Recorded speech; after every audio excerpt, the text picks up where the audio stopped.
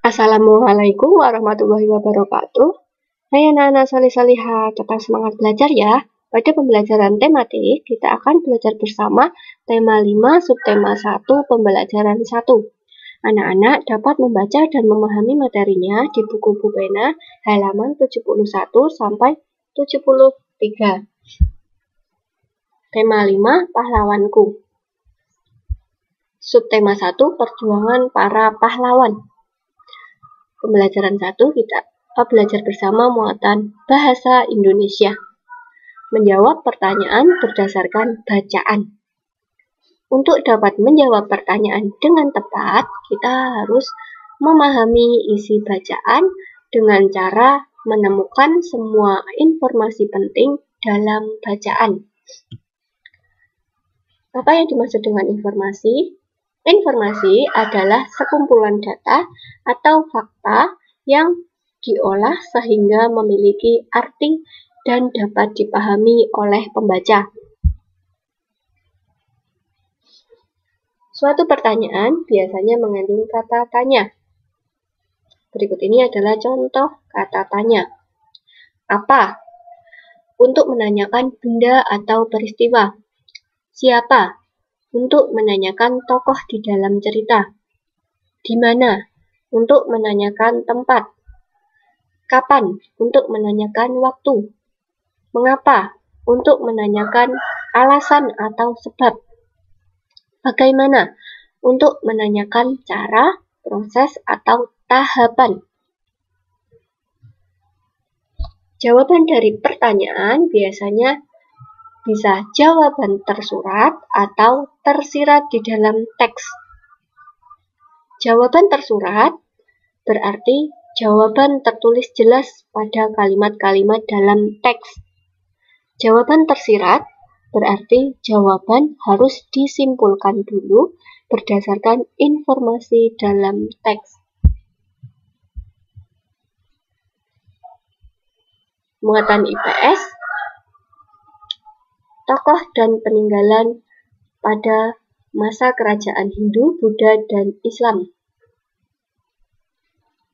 Berikut ini adalah beberapa tokoh beserta peninggalan kerajaan Hindu, Buddha, dan Islam dan sikap kepahlawanannya.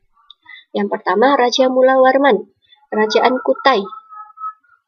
Merupakan raja pemeluk agama Hindu yang terkenal baik budi. Raja Mulawarman menyedekahkan 20.000 ekor sapi kepada kaum Brahmana. Peninggalan kerajaan Kutai adalah Yupa. Sikap kepahlawanan Raja Mulawarman yang pertama adil dan bijaksana, yang kedua taat menjalankan agama, serta mencintai rakyatnya, yang ketiga dermawan. Yang kedua, Raja Kertanegara, Kerajaan Singasari, merupakan raja pemeluk agama Hindu yang berhasil menaklukkan seluruh wilayah Nusantara. Peninggalan kerajaan Singasari berupa candi, yaitu Candi Singasari.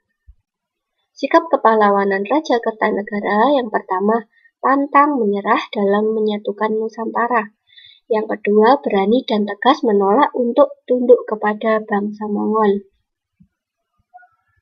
Yang ketiga, Raja Balaputradewa, Kerajaan Sriwijaya, merupakan raja pemeluk agama Buddha yang berhasil membuat kerajaannya sebagai pusat perdagangan, pelayaran, pendidikan, dan penyebaran agama Buddha di Nusantara.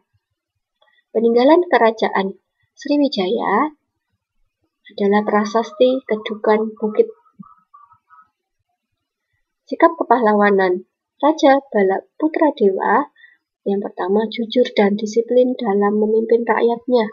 Yang kedua, adil dan bijaksana dalam menegakkan hukum. Yang keempat, Sultan Iskandar Muda, Kerajaan Aceh, merupakan raja pemeluk agama Islam yang berhasil membuat kerajaan Aceh mencapai puncak kejayaan. Peninggalan kerajaan Aceh yaitu Masjid Raya Baitur Rahman. Sikap kepahlawanan Sultan Iskandar Muda, yang pertama adil dalam menegakkan hukum. Yang kedua, selalu mengutamakan kesejahteraan rakyatnya. Yang kelima, Raden Patah Kerajaan Demak, raja pemeluk agama Islam yang menjadi penguasa pertama Kerajaan Demak. Peninggalan Kerajaan Demak yaitu Masjid Agung Demak. Sikap kepahlawanan Raden Patah, yang pertama menghormati kebebasan beragama. Yang kedua, berani melawan penjajah. Kemudian pada muatan IPA kita akan belajar bersama penerapan sifat-sifat cahaya.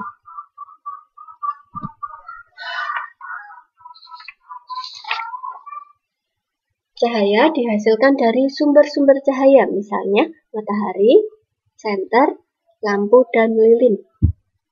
Cahaya berguna untuk membantu manusia melihat benda-benda sekitar, membedakan warna, melakukan kegiatan sehari-hari. Sifat-sifat cahaya antara lain merambat lurus, dapat menembus benda-benda bening, dapat dipantulkan, dan dapat dibiaskan atau dibelokkan. Berikut ini adalah percobaan sifat-sifat cahaya. Yang pertama, merambat lurus. Seperti ini ya anak-anak. Saat lubang sejajar, kamu dapat melihat cahaya lilin. Saat karton tersebut digeser dan tidak sejajar, kamu tidak dapat melihat cahaya lilin.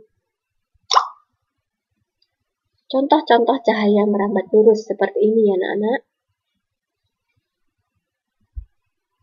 Kemudian percobaan yang kedua, cahaya menembus benda-benda bening. Seperti ini. Percobaannya, saat senter diarahkan ke papan melalui gelas bening, cahaya dari senter akan menembus gelas dan menyinari papan tersebut. Berikut ini adalah contoh-contoh cahaya menembus benda bening.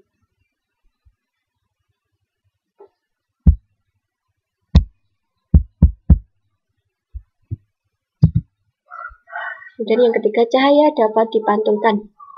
Cahaya dapat memantul ketika terkena permukaan benda. Terjadi pemantulan teratur jika cahaya mengenai benda yang memiliki permukaan rata seperti cermin.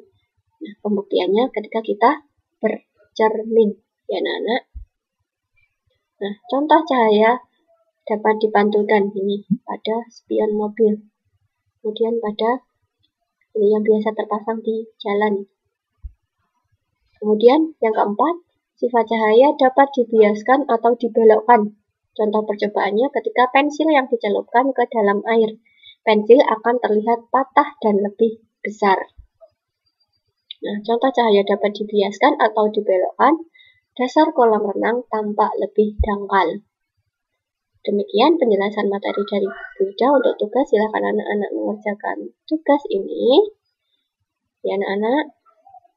Selamat mengerjakan tugas. Sekian. Terima kasih. Wassalamualaikum warahmatullahi wabarakatuh.